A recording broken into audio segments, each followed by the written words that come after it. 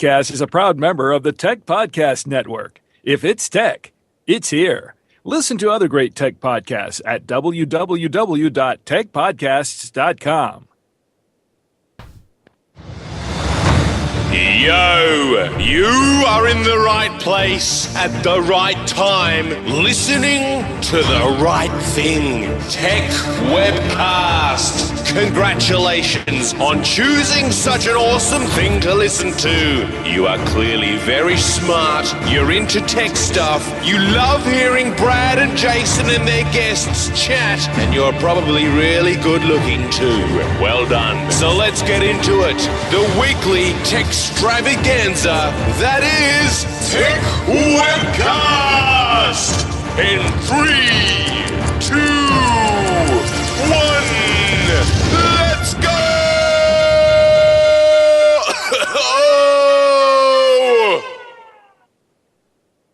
And welcome to episode 241 of the Tech Webcast podcast, recorded on the 1st of June 2013. Tech Webcast is recorded every Saturday and rebroadcast on Aussie Tech Heads on Thursday nights at 7 p.m. Your hosts today are Brad, Jody, Steve, Jacob, and myself, Andrew. And today we have a special interview with someone from Glide, actually, who Brad will let us know a bit more about, from the new Glide app, which is a fantastic little video group chat platform. G'day, Brad. How you doing, mate? Hey, Andrew. How are you, mate? Yeah, good, thank you. Good. What's news with you? What's news with me? Just working away on our Zafo app, which is doing pretty well, and it's really raining this morning in Melbourne, so I've just got back from a haircut, and it's not letting go. There's a lot of water around today. You get them bad storms last night, mate. Thunder. Yeah, it was storming and raining all night, which is kind of good because it's probably been a bit dry. But apparently at 10 a.m. it was the wettest day on record in June at 10 a.m. this morning. So there you go. There you go, mate. It's first day winter. So there you go. So yeah, as you said in the intro, Andrew, we're speaking to Jonathan from Glide. Jonathan from Glide, good. And looking forward to listening to that one. So me and Jacob recorded that yesterday, and it's gonna be good. Jody is back today. Jody, what's up? She's from the US. Hey, it's summer here. I feel bad for you guys. You have winter. It's so hot. It was almost 100 degrees Fahrenheit here today. Wow, don't feel bad. I love winter. Wow. Steve. Hey, what's up? I got my first live broadcast on location going on tomorrow. Oh, nice. It's going to be awesome. 10 to 11? Do tell. What's going on? I've got it set up where everything runs straight from the camera through the internet to Justin TV, and we're going to be going downtown Corpus Christi, the Market Marina days. Hopefully we're going to have a short interview, and depending on with the Columbus Sailors Association, update on the renovations, and we're going to check out the market itself. Cool. Can't wait to hear for that tomorrow. It's going to be good. Jacob, welcome, mate. Thank you, Brad. How's your day been? My day's been good, mate. It's been good so far. How's your day been? All right. It's been hotter than crap over here. Let's not leave the language out, mate. You could have said something else besides that word. Been hot, eh? Yes. You could have said that. It's been hot. But anyway, Andrew, I caught up with you on Wednesday, mate. Yes, you did, Brad. That was was good. It's always good to catch up with you. Once a month or so we catch up and have lunch. Yeah. I actually went to the Zafo office. Yeah, you came in, which was great, and showed you a bit around. We're out in Richmond in Victoria, which is very much a technology and sort of design hub. Lots of little startups and entrepreneurs and things like that. So it's a whole lot of fun. Definitely. It was great to have you in. Yeah, it's good. It's good fun, and you were showing me some new stuff and that sort of thing. And it's really good. Yeah, giving you a look at some of our super secret things that we're working on, which is going to be exciting in the next few months. Can't wait. What else did we do there? We had some lunch there and stuff and that sort of thing, and it was quite fun. Absolutely. From the old Schnitz around the corner that do some of the best chicken schnitzels in town. There's a little plug for them. They could sponsor. Yeah, for what I saw. Really? Yeah. What's a schnitzel? I hate to ask. Yeah. Burger. Oh, okay. It's basically chicken, sort of like a chicken burger, but sort of crumbed and so forth. So pretty tasty. Indeed, it is. I'm gonna go back there again soon. What else, Andrew? has been happening? What else has been happening? Gee, not too much really. Just a lot of long hours working. I went earlier this week and saw the big King Kong musical in Melbourne, which was a whole lot of fun. And what else? Just a whole lot of work really. We've just been really busy trying to get things done, trying to keep to timelines and tasks. Nice. And so I'm off this afternoon anyway to a friend's house to watch my football team play, and then tonight I'm out with my wife, and we're going to go and watch The Great Gatsby in 3D, which should be a lot of fun. That sounds fun. Boy. All right, Jade, got some news, and then we've got the interview with Jonathan coming up. Awesome. Yeah. Okay. Yeah, we do have some news. And, interestingly enough, a lot of our news today focuses on Australian situation, including government agencies being asked to consider the cloud in their new strategy. It's interesting. In the U.S., we also are looking at cloud strategy. A lot of problems with it, in terms of privacy issues. But apparently, in Australia, a national cloud strategy has been unveiled. The federal government is proposing to scale up its use of cloud services under a strategy that appears aimed at axing further IT costs out from the public sector. Evidently, the communications minister, Stephen Conroy, at the CBIT conference, he promotes the informed adoption of public cloud as a way to improve service delivery and to lower costs. So the adoption of cloud services can assist agencies in reducing costs because they can leverage their purchasing power to drive common standards and achieve a secure cloud service solution at ostensibly a lower cost. Again, it's interesting because I find that, while government agencies are looking at cloud solutions, it still seems to be a less secure solution than perhaps their own internal databases or secured servers. So I'm curious what, if anybody has any thoughts about this, or, what you might think. Is this a good solution for a government to look at? I mean, I think it definitely is. I think, if anything, it's too little too late. There's definitely a security trade-off. And for some reason in Australia, we have a problem with things being housed offshore. With a lot of these cloud services, a lot of things are housed in Amazon clouds in the US and so forth. And some agencies actually have a real problem with that, because if the line goes down between the US and Australia, which it does from time to time, then we lose our data. But while there is a security compromise potentially there, we get a whole lot from the cloud, cost saving and also availability, as opposed to things running in servers downstairs in the IT room. So I think that there's a huge way off there, and I think it's beneficial in the long term, certainly, and also as far as continued R&D. By the time you create a 5-year investment in a technology structure, it can have moved on already. At least with the cloud, it's pay as you go. Yeah, interesting. Yeah, I think some of the problems, though, with the hackers, I know that there have been a lot of hacking attempts from various nations, and particularly geared at public sector organizations. It's just a little disconcerting, and hopefully they've got it locked down, or they have some kind of really good security system that they're thinking about. Well, all right, Jake. Steve, go ahead, Steve. I think it's natural for any government to eventually try the cloud, either through services or products or whatever. As far as the security issue, I mean, tell you the truth, anytime computers are connected to the internet, whether it's on your computer or through the cloud to the government, there's always going to be a problem with hackers or whatever. Now, looking at some of the available security solutions, in particular, I know companies like that offer backup cloud solutions like Carbonite and some other ones. Some of their security is actually along the lines of some online banking. They go through redundancies and several layers of security, and hopefully they're going to utilize something like that. All right. Well, yeah, but they've even been susceptible, and even Bitcoins were susceptible. It just, I don't think anything that's, like you said, that is on the internet is 100% secure. Yep. Definitely. All right, Jacob, you got a view on that story? Yeah, I would say use the cloud more and make the sites work better anywhere. Yeah, I agree. Use cloud. Yeah.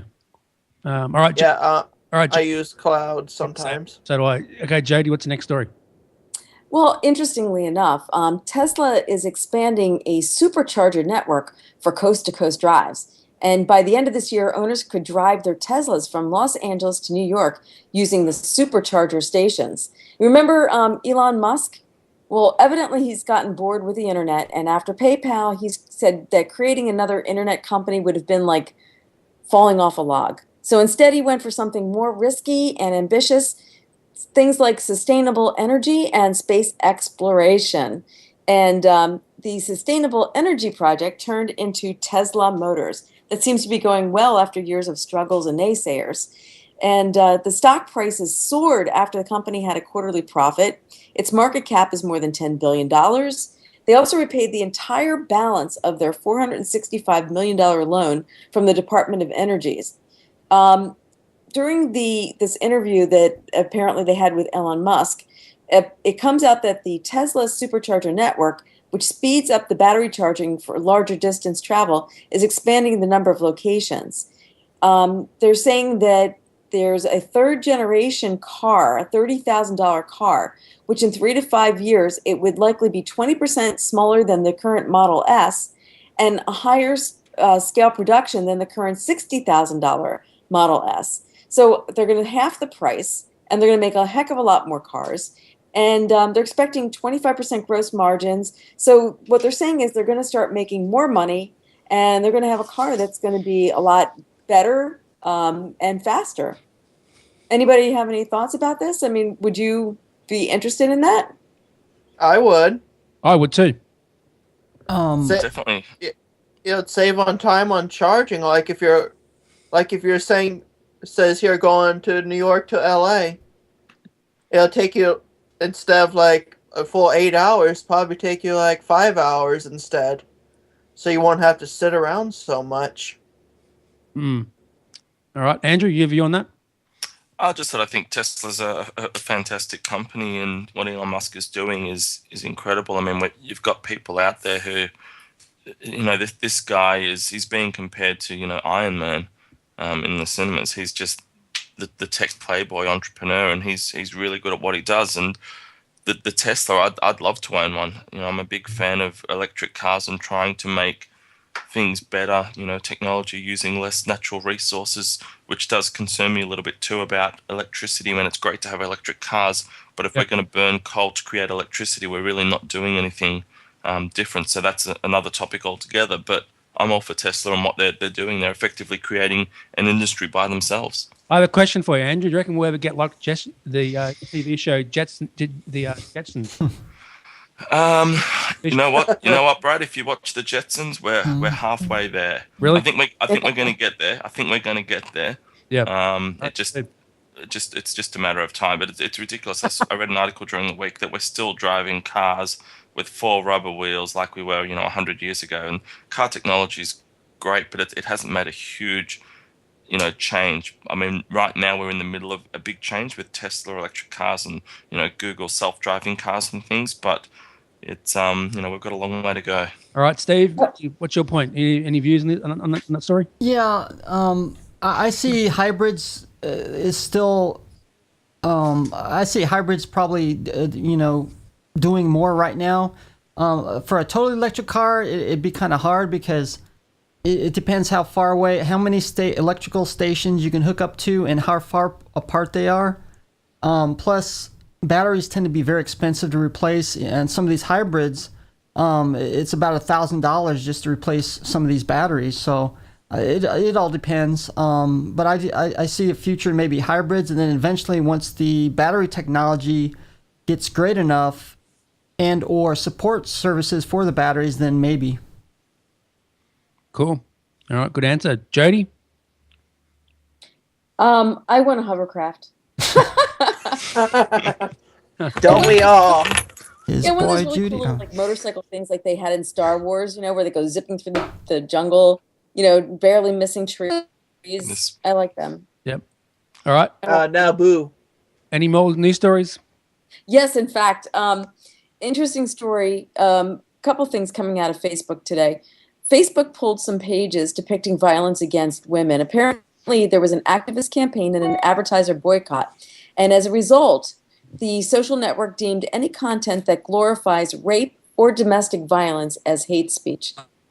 While I applaud Facebook for doing this, interestingly enough, I don't know that they do it enough. And it's one of these things where it's a fine line when you have a platform like Facebook where you're opening it up where people are posting their own content. The question then becomes, to what extent does Facebook then start monitoring and boycotting speech, boycotting things? But in recent days, it came clear that their systems have to identify and remove hate speech. So they're starting to do that. And I'm curious if you guys feel that this was the right move. I mean, personally, I think it is. I think they need to be more stringent, but then they're putting themselves in a role of being an editorial kind of organization. Any thoughts? Okay, Andrew, any thoughts on that story? I mean, my thought is, as you sort of said, Jody, it's a real grey area. While I appreciate that Facebook are trying to take away, hate speech and speech about violence to women, which is obviously quite, commendable activity, it does leave a grey area as to what is considered constructive or not constructive and so forth. So what may be offensive to one person may not be offensive to another. So I appreciate what they're trying to do, but I think they've got to be really tread very carefully in how they do it. I think they need to, and I think, it's interesting that to some extent they need to do more of it. And it almost seems when you report a page that it goes into a vacuum. Like, it doesn't seem like they actually do a whole lot about it. And there's really no way to get in touch with somebody there. I don't know if you've ever tried to do it, but. I have done it a few times. Joe, did you hear about the Verify page now on Facebook? Yes. What do you think about And I don't think there's any way that you can ask to be verified. I think it's just a function of when they find you. Yeah. Definitely. Steve, okay, what's your view on that story about Joe? What Joe do you spoke about? It all depends on how you do it. I don't know. It's kind of a big gray area. Obviously, if they're glorifying this or, trying to do it on, violence against women. Now, in some ways, I think it is important that people realize things like this happen to help. That way they can help prevent it. So I know it all depends on how you approach the topic. You're going to do it, as a hate speech, or are you doing it to get people aware that things like this happen and what you can do to stop it? Good answer. Jacob, any views on that story?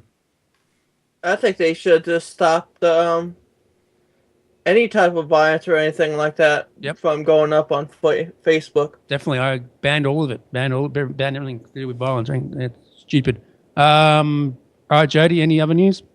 Yeah, another story out of Facebook. Evidently, the new Facebook iOS application could be draining the batteries of your iPhone or iPad. Evidently, a German IT specialist, an iOS developer, his name is Sebastian Duval, made a strong case for that theory. And what he did was he started testing the various processes that were on his iPhone. And what he discovered is that the new Facebook app is a killer app in more ways than one, in the sense that it is absolutely draining the battery. The only thing you can do, there's only two things you can do. One is you can delete the app and not use it. The other is that every time you use the Facebook app, that you go into your device and then you close down that application. Okay, that's good to know. Good to know. I didn't know about that. I didn't sort of notice anything about that, but that's good to know. Andrew, has that been happening for you?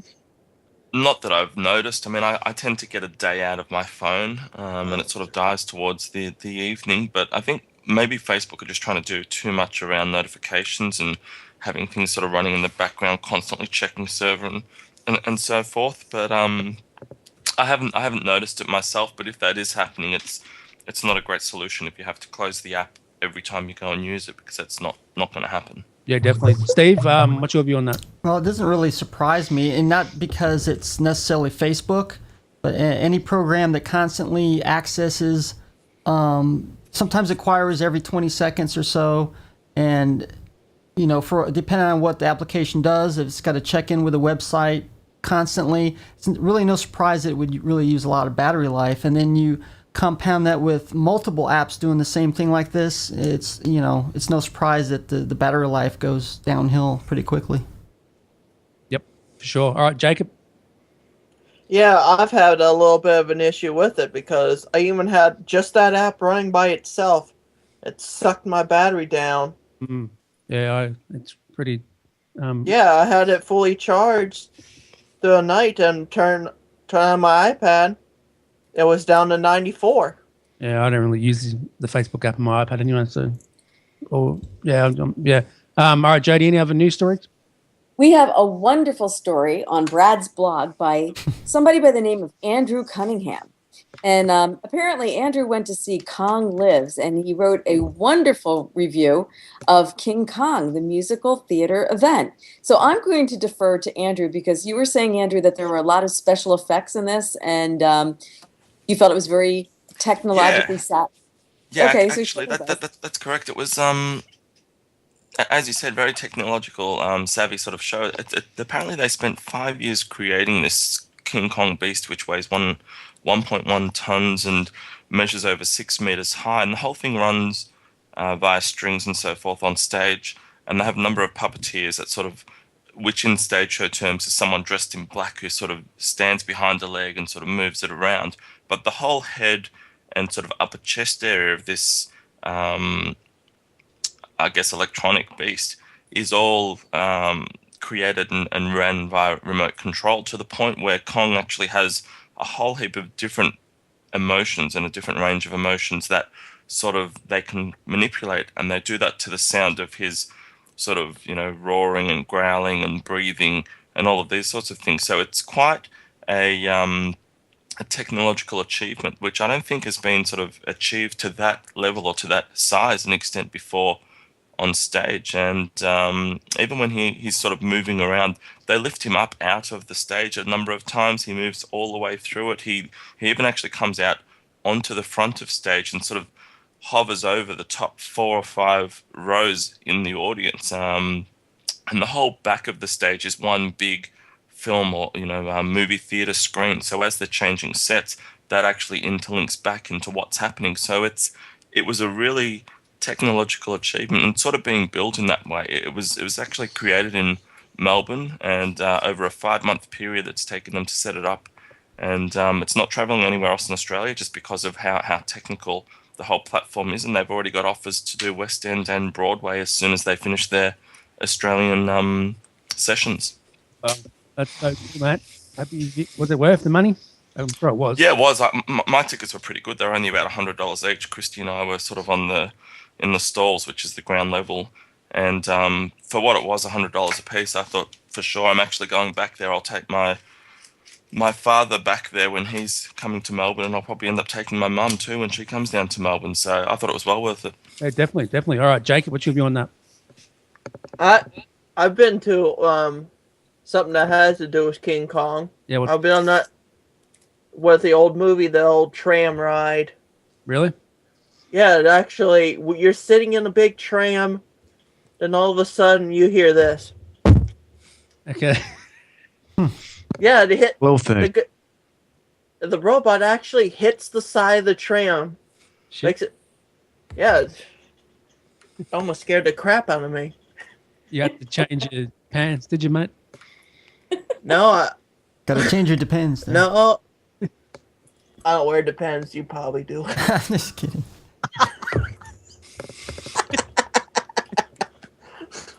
All right, Steve, what's your view on that story? If I don't know if nobody ever had a chance to go check out like a Broadway or a type of musical or play, it's well worth it. I happened to be in New York one time and got to catch one. It was well worth it, and kind of what Andrew said, there was these elaborate sets that came together from all directions into a stage set. It was amazing how that worked. had a live orchestra and all that. So yeah, I could see what he's talking about. Yeah, definitely. I reckon it would be fantastic to watch. Any photos, Andrew, of that, or take any photos? Yeah, look, there's a number of photos actually. If you sort of Google King Kong Melbourne, there'll be a whole bunch of photos that show up, and you can sort of have a look at it. But yeah, it's quite worth having a look at if it comes to your neck of the woods, Definitely. All right, as Jody. Al Roker would say. Yep, for sure. Jody, any other news stories? Yeah, we have an interesting story that, hold on, I'm trying to pull it up again. A supercomputer may have actually unlocked a way to beat HIV or AIDS. And, it's interesting. This represents probably the first time that they've been able to map exactly what the HIV virus looks like. And if they can figure that out, then they may be able to determine a cure for AIDS, which is pretty amazing.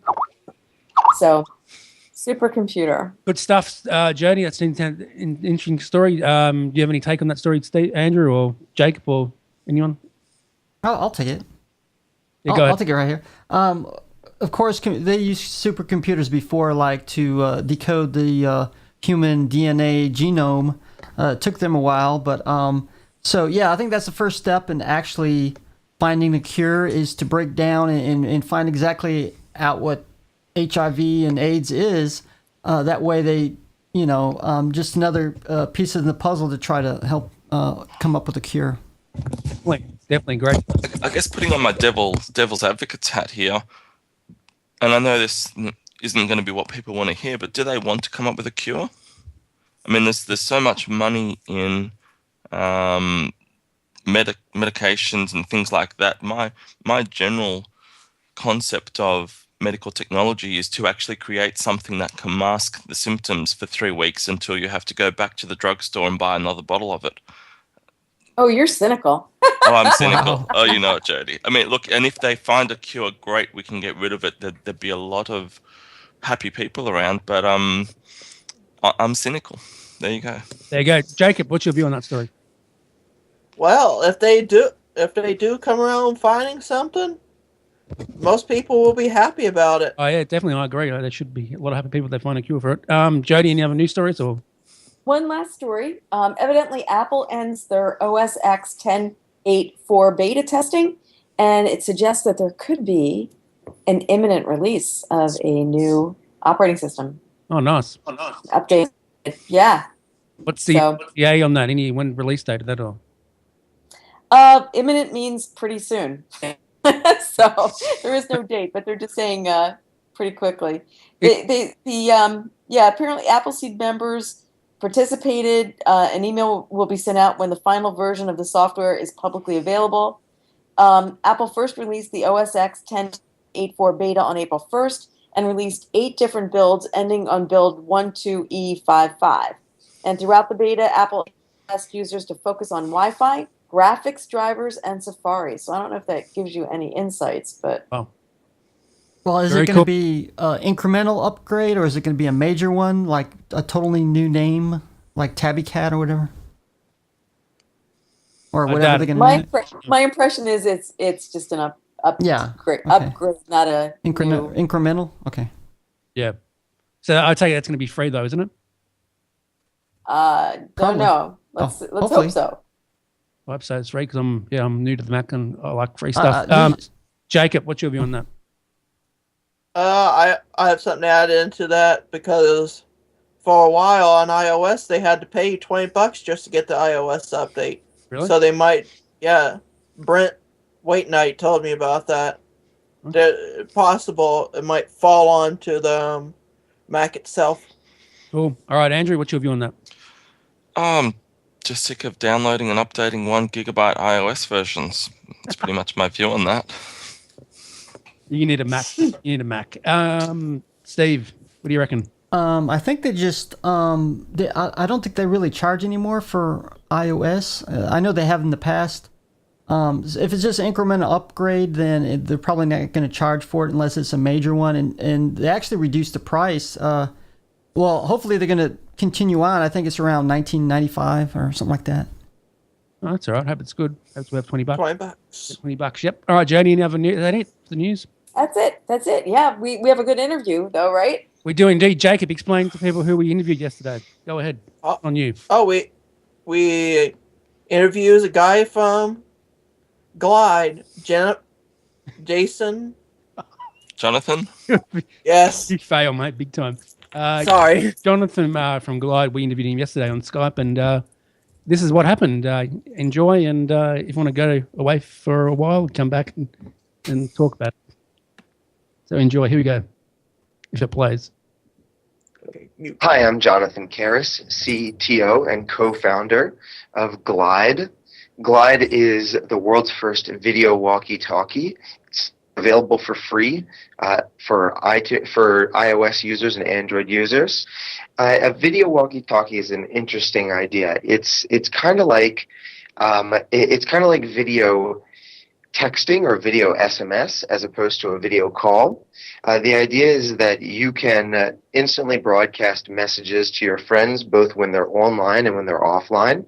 When they're online, they kind of experience it the same way that they would a video chat like Skype or FaceTime, meaning that they can watch while you're still recording the message or while you're still sending the message.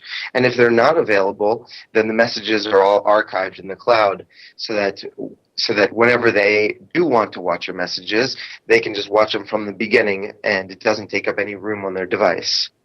So this is an interesting project that me and my two other co-founders, Ari Roisman and Adam Corbel, who's actually from Melbourne, Australia, had a need for in our lives because we, about 10 years ago, moved from our home, our birthplaces. I was born in Columbia, Maryland. Ari was from Delaware, and Adam was from Australia, to Jerusalem.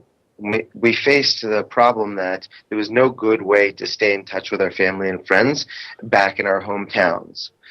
Texting, things like WhatsApp or email or even Facebook, they're nice, but they don't really allow you to have the same level of communication, the same personality as you would with video chat.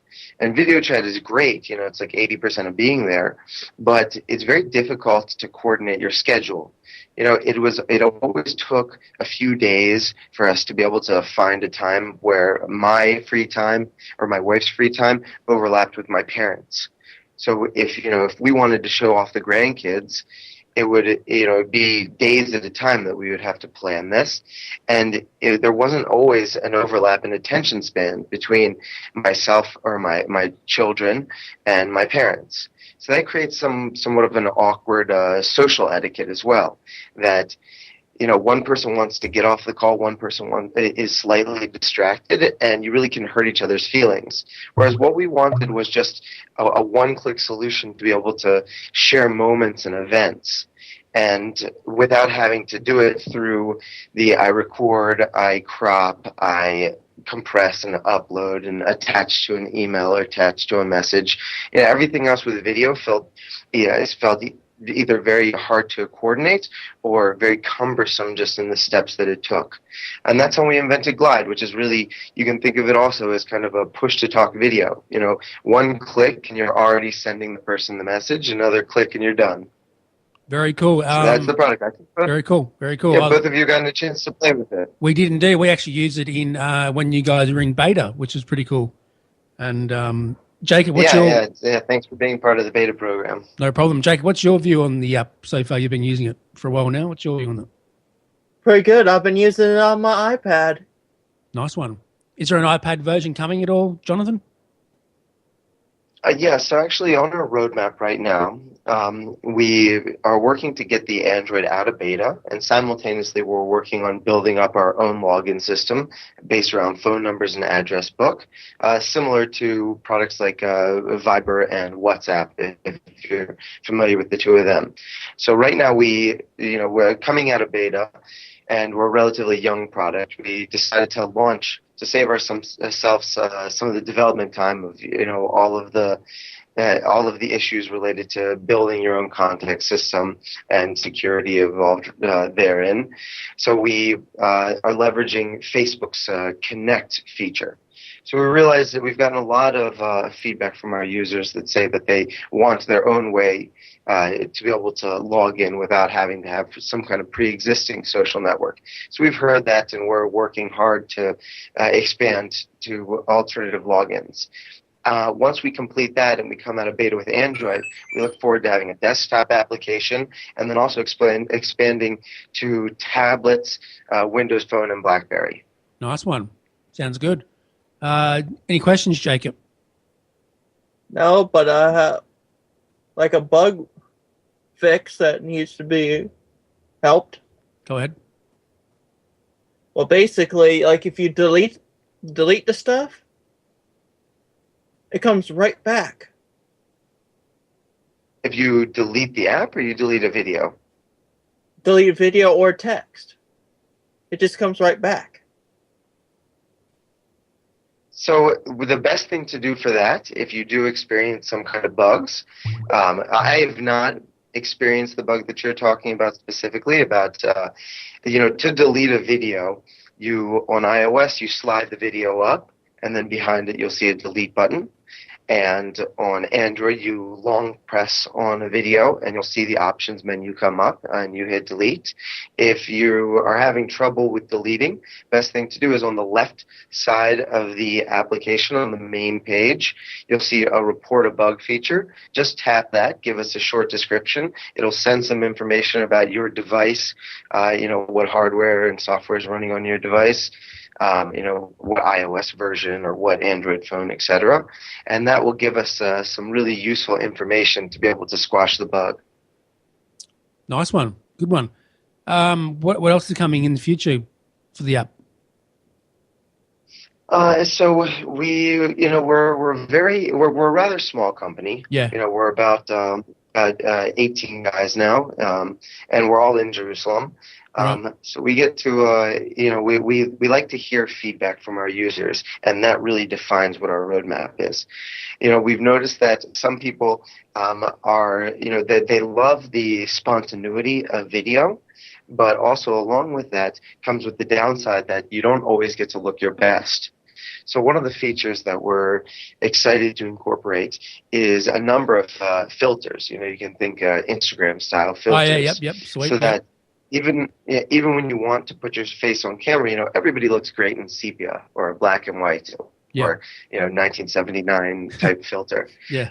So that's gonna be a lot of fun to add to there. Oh, for sure. We have also toyed around with other types of content, being able to share location and share pictures. So there's a lot of room for the product to grow in terms of those features. And it really depends on what our user base asks for us most. We've got a service representative, Sarah. I believe that you've had the opportunity to speak with her briefly. I did, and maybe we'll get some special videos made in response to your questions that you have for her. So she's there for our audience, for our user base, to be able to communicate with us directly. So if you guys are Glide fans out there listening and you have something you want to see in the product, you can just contact customer support. It goes straight to her, and she'll be in touch with you to find out more details about what it is that you think that Glide really needs to be a great product, and we'll get it on our roadmap. Definitely. I actually thought she was actually a robot at first, but I was actually wrong. Oh, I didn't know. She is. I didn't know she was a real person. Hey, that she was is. The number, She's Glidebot. Glidebot. Exactly. Well, that came out because so many people thought that she was a robot. Yeah. The idea of having live customer support is something that's kind of been shelved for most companies nowadays.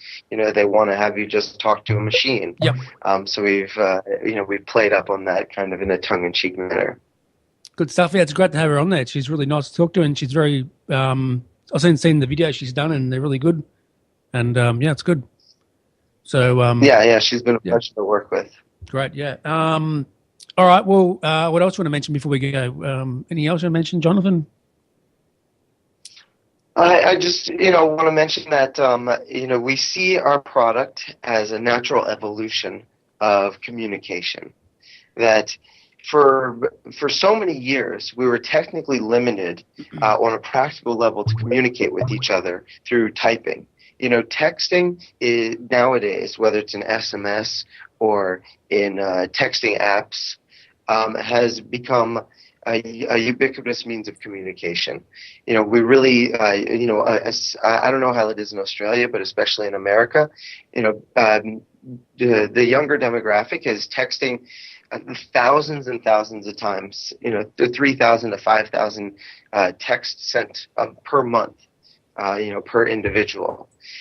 So we see that there's the need to be able to have this instant means of communicating with another person. And what the beauty of text is that you never have to worry about whether or not the other person is available. When I want to send a text, I just type it and press send. When you want to read my text, you just open it up and read it. And we never have to coordinate with each other. So it's really this beauty and this freedom that we've brought to video chat. And we really think that Glide is the best way to share moments, especially with family and friends. And if you hadn't have an opportunity to try it in groups is the most fun part of our app. Okay. You get a couple of your friends in the app, you open up a group chat, and then now it becomes an ongoing conversation where each of you guys will get to just, bounce information back off of each other, be able to tell each other things, show moments in your life.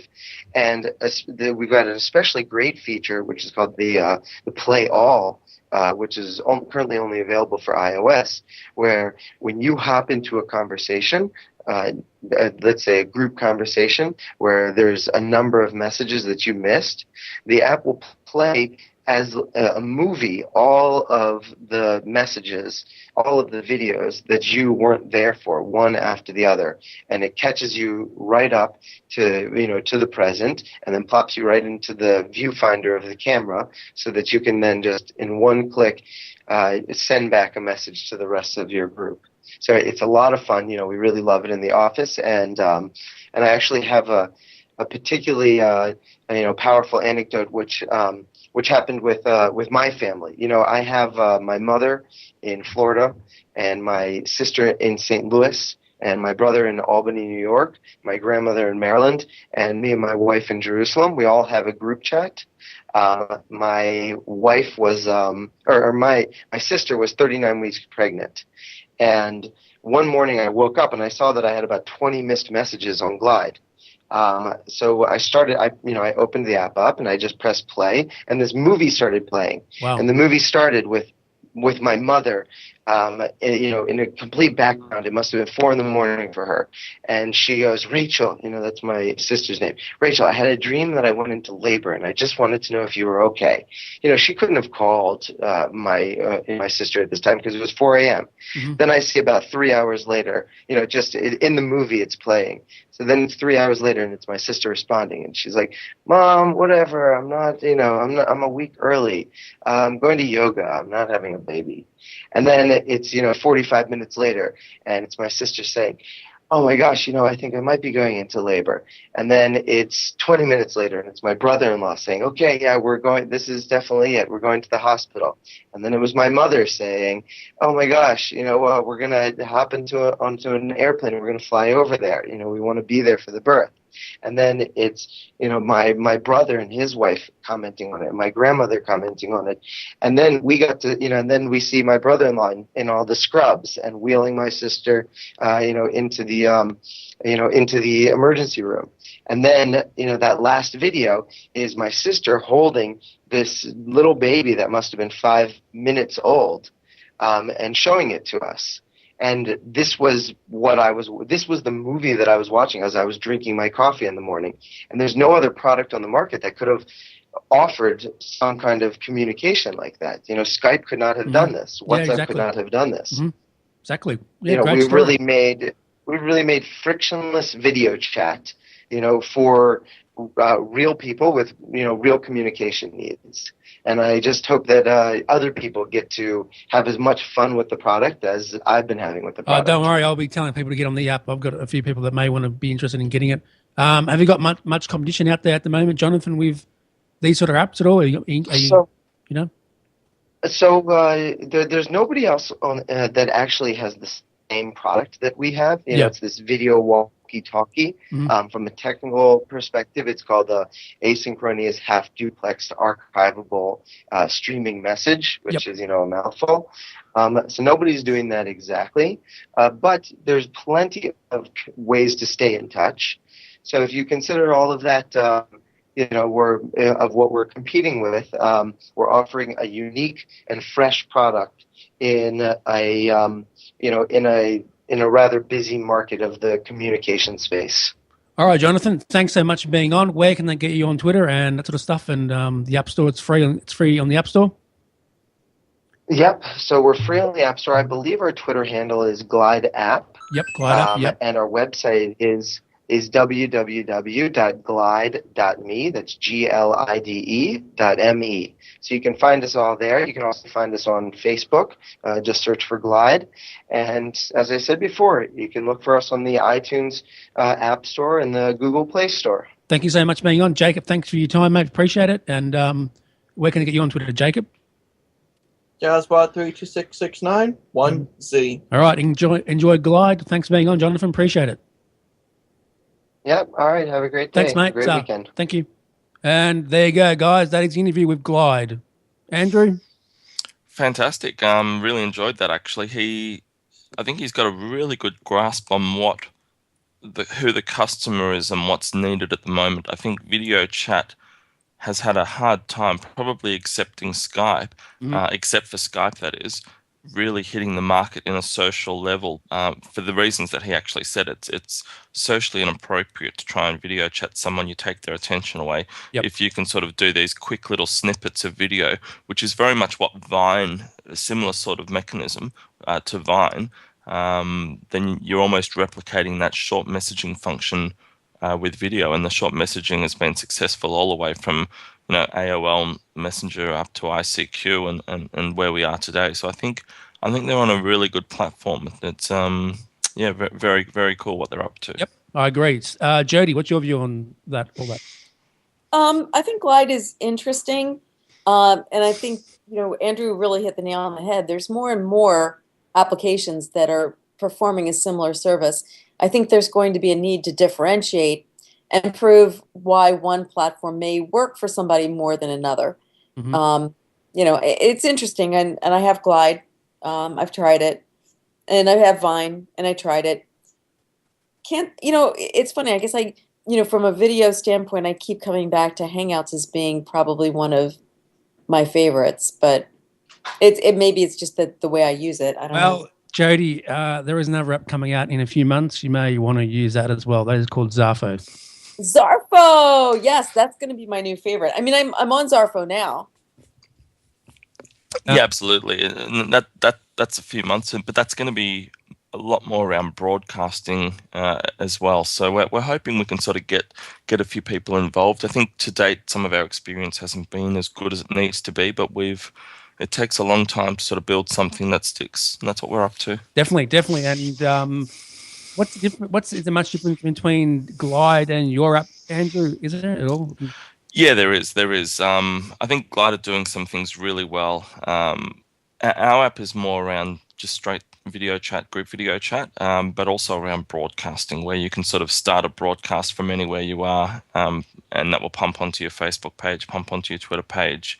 You can communicate with people, you can read their text chat and comments and things like that. So there's a number of other things we're doing, but I think it's actually really good to see companies like Glide doing what they're doing, because I think there's certainly an industry there that we're trying to create together in some way. There's a lot of room for everybody to get involved, and it's promising that they've got a company there with 18 or 19 people in it that, as they said, they've obviously been quite comfortably funded. So yep, definitely. For us, that's also a really positive thing, that they're obviously doing a lot of their homework and getting some of the same results as we are from what consumers might want moving forward. But video, it's a hard space. Someone's going to hit video.